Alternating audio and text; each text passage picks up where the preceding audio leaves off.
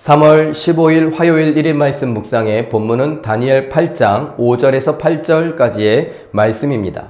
내가 생각할 때에 한 순념소가 서쪽에서부터 와서 온 지면에 두루 다니되 땅에 닿지 아니하며 그 염소의 두 눈 사이에는 현저한 뿔이 있더라. 그것이 두 뿔 가진 순양 곧 내가 본 바 강가에 섰던 양에게로 나아가되 분노한 힘으로 그것에게로 달려가더니 내가 본즉 그것이 순양에게로 가까이 나아가서는 더욱 성내어 그 순양을 쳐서 그 두 뿔을 꺾으나 순양에게는 그것을 대적할 힘이 없으므로 그것이 순양을 땅에 엎드러뜨리고 짓밟았으나 순양을 그 손에서 벗어나게 할 자가 없었더라. 순념소가 스스로 심히 강대하여 가더니 강성할 때에 그 큰 뿔이 꺾이고 그 대신에 현저한 뿔 넷이 하늘 사방을 향하여 났더라. 아멘. 오늘 본문 말씀은 두 번째 동물 짐승을 보게 됩니다. 이 두 번째 짐승은 염소라고 하고 눈 사이에 큰 뿔이 나 있는 것을 봅니다. 그리고 나중에 이 환상이 무엇을 의미하는가 라고 말했을 때 마케도니아, 우리가 흔히 알고 있는 그리스라고 생각하면 좋습니다. 헬라 또는 그리스. 그리고 여러분 그림에 보시는 대로 이렇게 뿔 달린 염소가 지금 힘을 과시하고 있습니다. 그 힘을 누구에게 과시하는가? 처음에 보았던 순양에게 힘을 과시하는데 이 염소가 너무 강해서 그 양이 속수무책입니다. 다시 말하면 그 순양은 누구라고 했습니까? 페르시아 제국이라고 말했습니다. 그럼 도대체 이 순염소는 누구이길래? 우리가 아까 이야기했던 대로 헬라 또는 그리스, 마케도니아라고 할 수 있는데 알렉산더 대왕입니다. 알렉산더 대왕이 너무나 강력한 군대를 이끌고 저쪽 바벨론에서 서쪽에서, 그러니까 서쪽에서 왔다라고 말하지 않습니까? 바벨론에서 서쪽, 페르시아의 서쪽 경계 끝부분에서부터 모든 세력을 확장해서 이 페르시아 제국을 한 번에 집어삼켰습니다.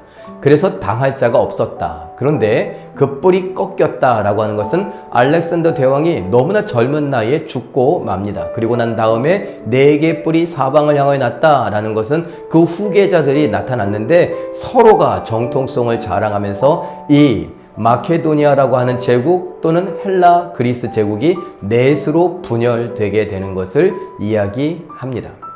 사랑하는 성도 여러분, 알렉산더 하면은 우리도 한 번쯤은 들어봤을 이름입니다.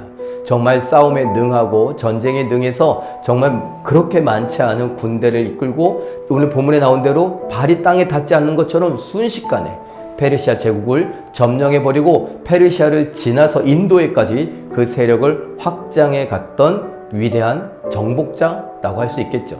지금 시대에 보면은 그것은 폭군이고 그것은 야만족 아니냐, 그 사람은 사람을 많이 죽인 사람 아니냐 이렇게 말할 수 있지만 당시에는 영웅과 같이 여겨졌고 위대한 전쟁가다라고 말할 수 있습니다. 어찌됐건 이 알렉산더 자기 힘을 과시하더니 그는 일찍 죽게 됩니다. 그것에 대해서 하나님은 알렉산더가 지금 세상에 나오지도 않았고 세상을 호령하지도 못하는 이때에 다니엘에게 보여주시고 그리고 그 다니엘이 그 꿈을 통해 안타까워하며 가슴 아파하고 있는 것을 봅니다. 사랑하는 성도 여러분, 지금도 서로가 잘났다 그러면서 자기만 믿으라고 하지 않습니까? 우리나라에도 대통령 선거가 있었는데 대통령 후보자들이 각자 나와서 자기가 이 나라를 완전히 뒤바꿀 수 있을 것처럼 이야기를 합니다. 공약을 내세웁니다. 많은 사람들이 그 공약에 대해서 퀘스천 마크를 하며 진짜 될까? 이렇게 갸우뚱하고는 있지만 본인들은 본인 잘난 맛에 정말 다 이루어질 수 있을 것처럼 신이라도 되는 것처럼 공약을 내겁니다. 우리나라에만 그럽니까? 아니요. 지금 전쟁을 일으키고 있는 푸틴 대통령도 러시아에서 그러고 있지 않습니까? 많은 사람들이 군대에서 이탈하기도 하고 명령에 불복종하기도 하고 있지만 자기 힘을 과시하며 자기 잘난 맛에 살아가고 있습니다. 미국의 대통령도 그렇고 일본도 마찬가지고요. 모든 나라의 수많은 사람들은 자기 잘난 맛에 살아가고 있습니다. 그러면 우리는 어떻게 살아가야 됩니까? 그 사람들을 보면서 아이고 하며 손가락질 하며 살아갑니까? 나는 어떻습니까? 나도 혹시 나 잘난 맛에 살아가고 있는 것은 아닙니까? 내 힘과 내 지혜와 능력을 과시하며 다른 사람들을 굴복시키고 다른 사람들 앞에서 대접받으면서 큰 소리 치면서 내 의견을 관철시키고 살아가려고 하고 있는 것은 아닙니까? 우리 집에서 또는 우리 직장에서, 학교에서, 교회에서 말입니다.